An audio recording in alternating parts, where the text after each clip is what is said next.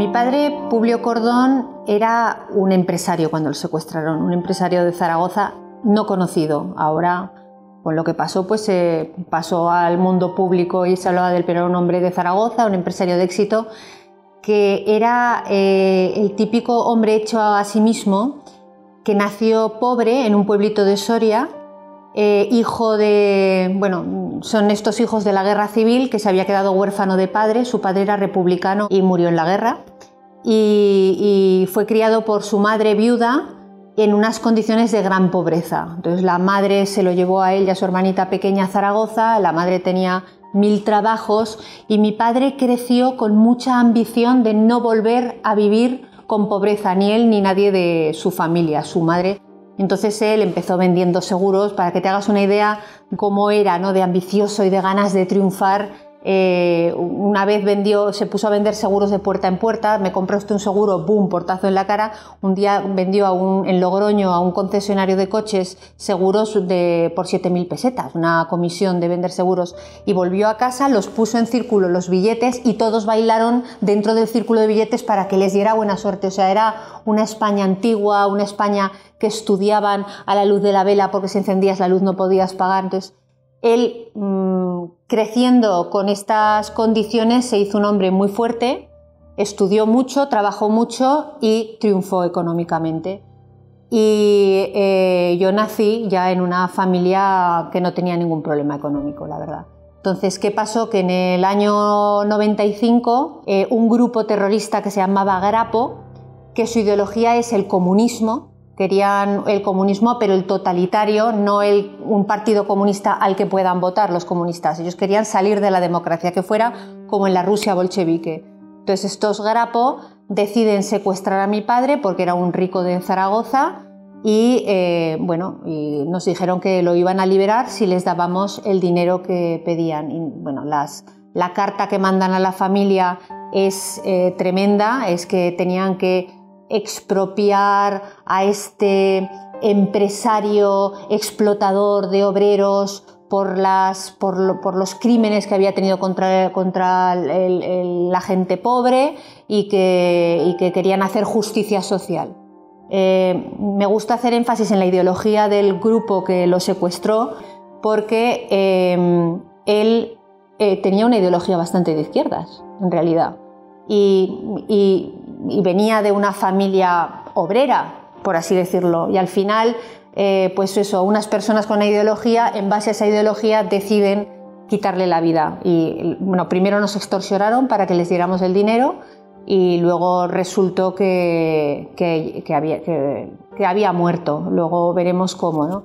El 27 de junio de 1995 mi padre siempre salía y corría, hacía footing en los alrededores de la casa.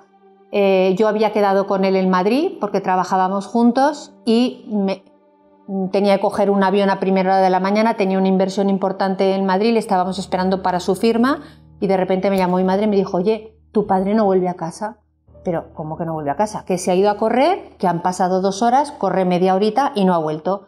Mi madre salió de casa para ver el circuito que hacía siempre alrededor de los alrededores del barrio y vio que mi padre siempre corría por una zona que era asfaltada, pero esa zona tiene camino de tierra y allí vio unos derrapajes fuertes y mi madre dijo: uy, ¿qué ha pasado aquí? Entonces empezó a mirar y mi padre corría siempre con 3 o 4 perritos pequeños, los perritos andaban sueltos. Mi madre siguió la pista de los perros, vio una zona de cardos y hojarasca seca pisada y como unas gotitas de sangre Entonces mi padre dijo: aquí ha habido un forcejeo, aquí ha pasado algo, y pensó: han secuestrado a mi marido. A mi familia nunca la habían amenazado, no habíamos recibido ningún tipo de amenazas, ni éramos un empresario rico conocido, éramos gente normal, bien económicamente, pero normal. Entonces ahí empezó el caos, ¿no? O sea, en casa, inmediatamente que mi madre volvía para casa, se encontró con 2 coches de la policía municipal que andaban dando vueltas por el barrio de vigilancia. Les dijo: creo que a mi marido lo han secuestrado. Y en menos de 20 minutos, yo no sé si la policía, al comunicar por radio lo que ha pasado, la denuncia que que hubo, vinieron alrededor de 30-40 periodistas, se encaramaron, era un chalet, a la valla del chalet, empezaron a tomar fotos de todos, la gente lo dijo en la radio, empezaron a venir vecinos, pasamos un día, tampoco pasa nada, mi padre simplemente se ha ido a correr y no ha vuelto, y pasa el día entero entre policías, periodistas y gente preguntándose que por qué no aparece, pero nadie dice nada de él. Entonces lo primero que piensa la policía es que se ha podido caer al canal, que ha podido tener un accidente, que le ha dado un infarto, que le ha pasado algo así. Mi madre empeñada en que no, porque mi padre estaba muy bien de salud, y durante 3 días pasa la noche, mi padre no aparece, al día siguiente sigue sin venir, no pasa nada, y al tercer día se llama al teléfono fijo de casa, lo cogió mi hermana María el teléfono y dijeron, le habla el grupo 1 de octubre, Grapo, las siglas de Grapo, tenemos a Publio Cordón, recibirán noticias nuestras para su liberación, y colgaron. Y a partir de entonces ya la policía detecta, o sea, ellos ya nos habían puesto micros en los teléfonos por si acaso, y en la grabación ven que la persona que hablaba era un Grapo, un miembro de Grapo, fichado de hacía muchísimos años, se llamaba Enrique Cuadra Echandía. La policía nos confirma, ha secuestrado Grapo a tu padre. En aquella época, en España, ETA era la banda terrorista gigantesca que campaba a sus anchas. Eran tiempos que era el final del gobierno de Felipe González, el ministro de Interior era Alberto Belloc, y ETA campaba a sus anchas. Había atentado contra el jefe de la oposición, contra Aznar, en el centro de Madrid. Estaba secuestrado el Aldaya, que llevaba ya no sé cuántos meses secuestrado. Luego secuestraron a Ortega Lara, que estuvo 2 años. O sea, era un momento que al gobierno no le interesaba que una banda terrorista, pues tengo a ETA, que no puedo con ella, no la puedo contener, y encima otra banda terrorista que creíamos extinguida, secuestrando. Inmediatamente, esto es algo que sucedió, las noticias que salían del Ministerio del Interior a la Policía Nacional, y la policía se la decía a los periodistas, era que no se sabía bien qué había pasado, que tal vez Publio Cordón tenía problemas en su empresa y deudas, y que no estaba claro que aquello fuera un secuestro. Entonces ya además empezó a intoxicar la prensa y las noticias, cuando nosotros en casa, lo que nos había pasado es que mi padre se fue, el Grapo lo cogió, el Grapo llamó a casa diciendo lo tenemos nosotros. O sea, es una experiencia también de ver cómo se manipula la información. Nosotros en la familia lo que hicimos fue todo lo que pudimos para liberarlo. Nos pidieron 1.000 millones de pesetas, nos mandaron cartas a través, no por correo, porque querían hacerlo todo lejos de la policía. Entonces mi padre tenía 4 clínicas, las clínicas Quirón. Entonces en una de las clínicas en Barcelona, en la recepción, habían dejado un paquete marrón de papel de estraza, y al director, al ver lo que había dentro, pues eran unas cartas manuscritas de mi padre y unas instrucciones de cómo liberarlo. Pedían 1.000 millones de pesetas, cuando los tuviéramos teníamos que publicar en el periódico El País el domingo. Dice, cuando ustedes tengan los 1.000 millones, publican en El País. Recuerdo perfectamente el texto en los anuncios clasificados. Algarve, alquilo chalet, alquilo chalet, piscina, con piscina climatizada o algo así. Entonces nosotros no sabíamos qué hacer, nos pusimos en contacto con otras víctimas de Grapo que habían sido secuestradas, por ejemplo la familia Serra, que es dueños de Catalana Occidente, ese señor sobrevivió a un secuestro de Grapo, la familia de Oriol, o sea, fuimos a ver a varios, a ver ellos qué experiencia habían tenido, y nos aconsejaron que había personas expertas solucionadoras de secuestros. Éramos mi madre y 4 hermanas, no sabíamos cómo enfrentarnos a eso. Entonces vinieron unos expertos que nos ayudaban a negociar con la banda terrorista, y nos aconsejaron que pusiésemos ese anuncio al domingo siguiente en instantáneo, que ponía Algarve, alquilo chalet, el mismo texto, y ponía precio a negociar, porque no teníamos 1.000 millones de pesetas. O sea, mi madre... Teníamos dinero, pero bueno, es como si ahora te piden 10 millones de euros y tú tienes 100.000. Tienes dinero, pero nunca conseguirías los 10 millones. Mi madre, recuerdo que dijo que tenía 16 millones en cuenta corriente, y por mucho que consiguiésemos las cajas de las clínicas y todo eso, pues no llegábamos ni a la mitad. Entonces todo el mundo, los trabajadores de la empresa de mi padre, amigos, familiares, todo el mundo trajo lo que tenía, porque además lo que tenía en cash en sus casas, porque la policía lo primero que hace es intervenirte las cuentas, las visas y todo para que tú no hagas acopio de dinero y se lo des a una banda terrorista con la que luego va a poner bombas y comprar armas. La misión de la policía era impedir que nosotros consiguiésemos el dinero y la nuestra era conseguir el dinero y pagar.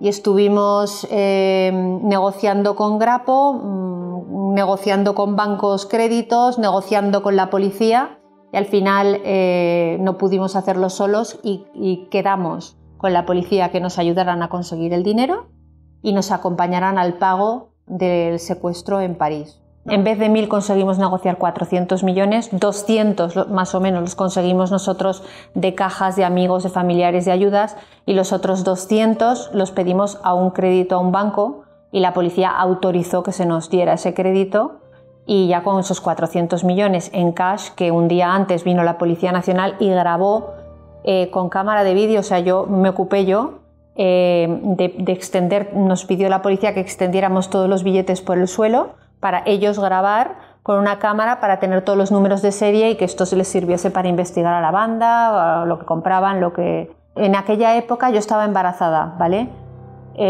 Porque fui yo con mi marido Ignacio, mis hermanas eran menores, estaban solteras, estaban estudiando, yo ya llevaba 5 años trabajando en la empresa de mi padre y luego en casa, fijaros la situación, que tú cuando vas a cometer un delito, que es llevar un montón de dinero a una banda armada y además tantísimo dinero, ¿a quién le pides ese favor?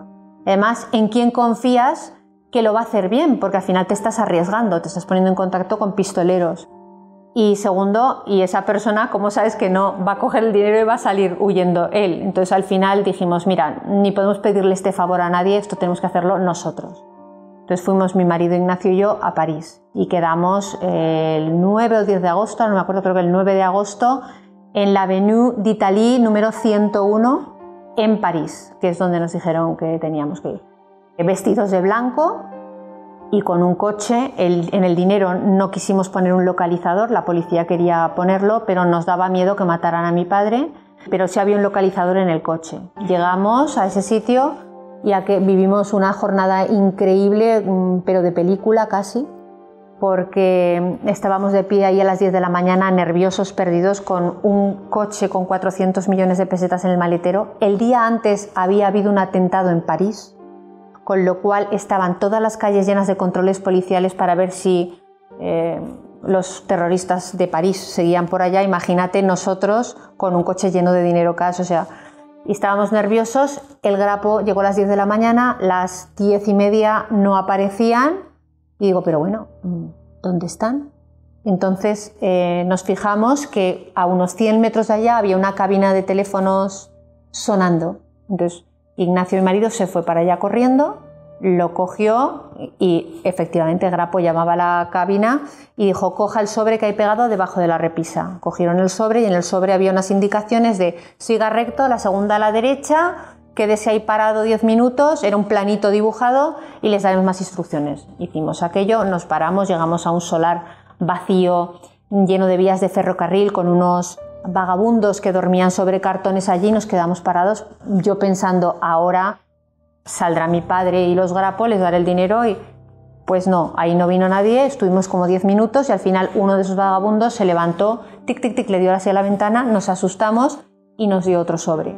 Y en el siguiente sobre tuvimos que ir a otro lado, que había una máquina de vending de Coca-Cola y pegado otro sobre. Y así estuvimos todo el día. Tuvimos que ir a tal parada de metro, yo conducía, Ignacio miraba los mapas, ahora bajaros, otra cabina de teléfonos, cogíamos una llamada y nos daba una instrucción, pues ahora usted se baja, coge el metro y en la siguiente parada la recoge. O sea, nos separaban, nos llevaban tal. La policía iba detrás de nosotros siguiéndonos por nuestra seguridad. La realidad es que a la media hora, a la segunda o tercera parada, no los vimos más, y de hecho luego ellos nos contaron que nos habían perdido de vista. Con los controles y los atascos nos perdieron. Y luego, pues en una de estas paradas infinitas que hicimos, bueno, los Grapo nos amenazaron porque llevábamos ya como 6 o 7 horas cogiendo llamadas, dando vueltas, nerviosos. Yo ya estaba un poco gordita con el bebé y tal, y entonces Ignacio en un momento dado les dijo, oye, ya está, o sea, paramos ya, ¿qué más queréis? Llevamos 8 horas dando vueltas por París. Y entonces dijo, mira, no te me pongas chulito, que desde aquí te estoy viendo y te meto una bala entre los ojos y tal. O sea, eran gente dura, no sentían ningún tipo de piedad y nosotros, antes de ir al pago del rescate con la policía, habíamos estado mirando fotos de Grapos fichados y para ver si los reconocíamos y en algún momento yo había visto por segunda vez una cara de un señor leyendo el periódico que nos vigilaba, o sea, reconocíamos gente mirándonos. En un momento dado, en una de esas paradas de 10 minutos sobre un puente, que habíamos estado ahí 3 o 4 veces esperando 10 minutos, se acercaron Enrique Cuadra Echandía, que está localizado, que era con el que hablábamos por teléfono, y Fernando Silva Sande, que es el terrorista de Grapo, jefe de la banda armada, el más terrorista y sanguinario, dicho por la policía, que de hecho había asesinado a 2 funcionarios de la cárcel de Granada para escapar, o sea, un hombre muy peligroso. Y estos dos se sentaron, yo iba conduciendo, a mi lado se sentó Fernando Silva Sande, que llevaba una riñonera así de estos con cremallera, y él llevaba la mano dentro de la riñonera con la cremallera cerrada hasta aquí. Y detrás estaba mi marido Ignacio con Enrique Cuadra Echandía. Entonces yo no me atrevía ni a hablar, o sea, los vi ahí, sabía perfectamente quiénes eran, me quedé pálida y conduje temblando. Recuerdo que no he podido recordar el camino que hice con ellos en el coche. Ellos al principio nos dijeron, dadnos el coche, nos llevamos el coche y el dinero y mañana os llamamos y os decimos dónde venir a buscar el coche. Pero el coche era alquilado, no era nuestro, y tenía un localizador y yo no me atrevía. Entonces dije, lo que voy a hacer es os llevamos a donde nos digáis y os lleváis el dinero, que el dinero sí que estaba limpio, se lo llevaban y no ponía en riesgo la vida de mi padre. Entonces los llevamos a un sitio que nos dijeron. Mientras hacíamos el trayecto en coche, Ignacio le dijo, oye, ¿qué llevas ahí adentro? ¿Por qué llevas ahí la mano metida? Y Fernando Silva dijo, aquí llevo mi arma de combate. Y dice, y no me inventéis truquitos que le meto una bala a tu niño. Yo estaba apuntándome a mí a la tripa y le meto una bala a tu niño y a tu mujer, a tu bebé. Estuvimos 10 minutos con ellos en el coche hasta que se bajaron. Ignacio y yo salimos del coche y en el maletero cogieron las 4 bolsas que pesaban como demonios. Entre Ignacio y yo no podíamos con una bolsa de esas y estos cogieron 2 bolsas cada uno, colgadas al hombro, pam, pam, pam, se metieron en una estación de metro y nunca más los vimos. Eso sí, Ignacio le dijo, ya tenéis el dinero, ¿cuándo soltaréis a Publio? Y dijeron, haremos contabilidad, usaron esa palabra, y si está todo bien, en 4 o 5 días Publio será liberado. A los 4 o 5 días, nosotros aquel momento fue de felicidad absoluta. Llevábamos meses luchando para conseguir el dinero, para localizarles a ellos y para salvar a mi padre. Al fin habíamos entregado el dinero. Pero no nos dieron a mi padre y a los 5 o 6 días se produjo esa llamada de Grapo y dijeron, a lo largo del día de hoy su padre será puesto en libertad, en algún lugar entre Barcelona y Zaragoza. Entonces, ¡oh, qué bien! Hemos pagado, nos han hecho la llamada, colgamos. Mi madre se puso contentísima. Mi padre tenía madre, todavía esa madre viudita que tanto trabajó por él. Mi abuela se volvió loca de felicidad porque tened en cuenta que era una mujer pobre que había tenido un hijo, que había sido universitario y había ganado, era su gran orgullo. Entonces ya me lo devuelven. Todos contentos, hicimos comida, hicimos una bienvenida, carteles, historias esperando y llegaron la 1 de la tarde, las 2 de la tarde, las 3, las 4, las 5, la comida fría a las 6, no llaman, no pasa nada.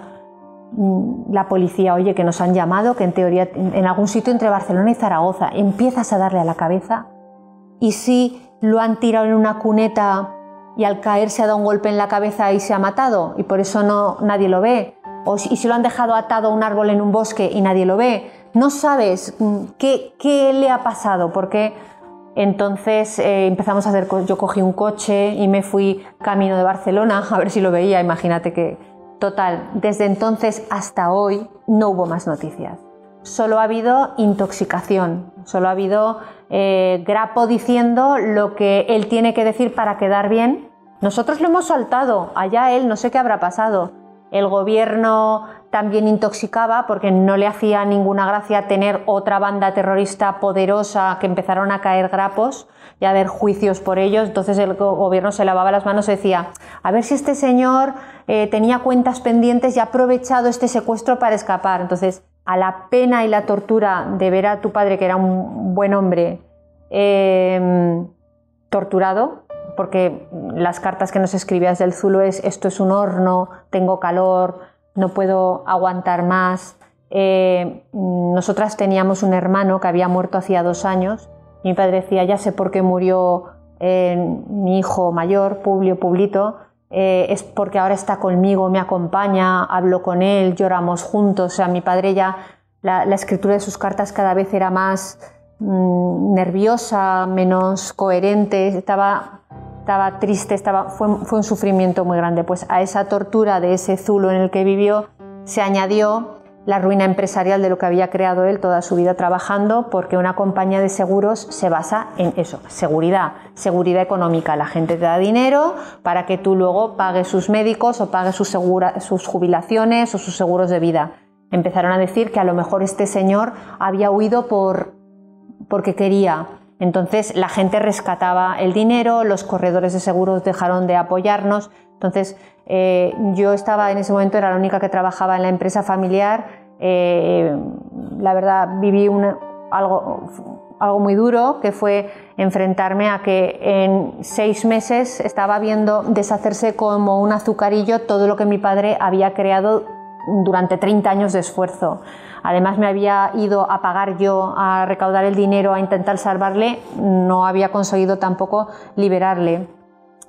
Y bueno, y pasó el tiempo, tuvimos que vender la compañía que había creado mi padre para pagar deudas. El crédito que pedimos para pagar su secuestro hemos terminado de pagarlo hace poco y mi padre nunca salió. 7 años después juzgaron a Enrique Cuadrechandía y a otro Grapo y a Ortín y tal.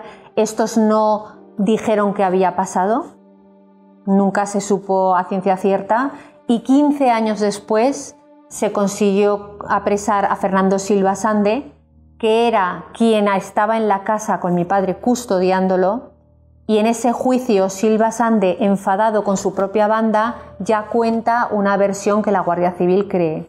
Y es que mi padre era un hombre muy, pues eso, muy luchador, muy hecho a sí mismo, y no fue un secuestrado que se quedaba llorando calladito en el Zulo, sino que fue pesado. ¡Quiero salir! ¡Socorro! ¡Soy Publio Cordón! ¡Me han secuestrado! ¡Ayuda! Y luego intentaba ganárselo y hacerse amigo de uno de los que le custodiaban, y parece ser que intentó huir varias veces. Le dejaron salir un poco a comer fuera del Zulo y él aprovechaba esas ocasiones para escapar. Fue un secuestrado incómodo, cuentan ellos en el juicio, y que cuentan ellos en el juicio que en un momento dado, en la segunda vez que intentó huir, intentó saltar de un balcón. Como él intentaba huir muchas veces del Zulo, contaron en el juicio que lo tenían encadenado dentro de un armario, con los brazos y los pies así, no lo dejaban salir más que cada 4 o 5 horas, salía del armario, estiraba las piernas y lo volvían a meter. Y que estuvo así varios días, y uno de ellos tenía piedad de mi padre, no lo encadenó, no lo ató bien, y mi padre aprovechó, salió de ese armario, tenía un balcón delante, intentó escaparse por el balcón y Grapo dice que cayó desde 3-4 metros de altura. Hemos estado en el chalet de Lyon y esa es la altura que hay, que cayó al suelo y que se partió la espalda, que se quedó tetrapléjico, que es de cuello para abajo, no podía moverse, que empezó a jadear, que sentía tremendo dolor, que Grapo llamó a París, a la cabeza del Grapo, que es el camarada Arenas, a ver qué hacían, que se había caído y que estaba ahí, que le intentaron dar ibuprofenos y que los tragara y que no podía tragar, y que como no llegaba instrucciones desde París de qué hacer con aquel señor, que era como una madeja de huesos, lo tiraron al Zulo y que estuvo aullando, y utilizó las palabras del juicio, que estuvo aullando como un perro durante 2 días hasta que murió. Y este es el final del huerfanito de Soria, hijo de republicano, que soñó con que sería rico un día. Cualquier ideología, por muy bonita que sea y muy romántica que sea tu idea, no justifica matar a nadie. O sea, a la gente hay que respetarla. Yo respeto unas ideas de unos comunistas, de unos fascistas o de unos protaurinos o de unos antitaurinos, pero ninguna de estas ideas justifica matar al que no piense como yo. Sobre cualquier cosa que leo, que veo en televisión, en redes o donde sea, pongo un espíritu crítico y busco informarme de muchas fuentes, porque sé que cada uno me va a contar su versión, y me hago mi propia composición del lugar, ¿no? Otra cosa que a mí me gustaría decirle a los jóvenes con todo aquello que pasó es que cuando yo tenía 20 años pensaba que las cosas de la guerra, las batallitas de la guerra de mis abuelos, era como, es que eso solo pasaba antes. Entonces probablemente un joven que ahora escuche todos estos testimonios de víctimas del terrorismo dirán, no, es que eso eran los terrorismos de la época de ETA, o de Grapo, del comunismo, de Franco, No, o sea, hoy en día el peligro de que unos totalitarios con una idea romántica quieran imponerla a base de matar, existe idéntico. Cualquier totalitarismo, sea cual sea la idea que lo sostiene, por muy bonita que sea, es inadmisible. Y hay que tener mucho cuidado con que no te manipulen con la información que te dan y te creas que es justificable, pues eso, matar a una persona por defender tus ideas.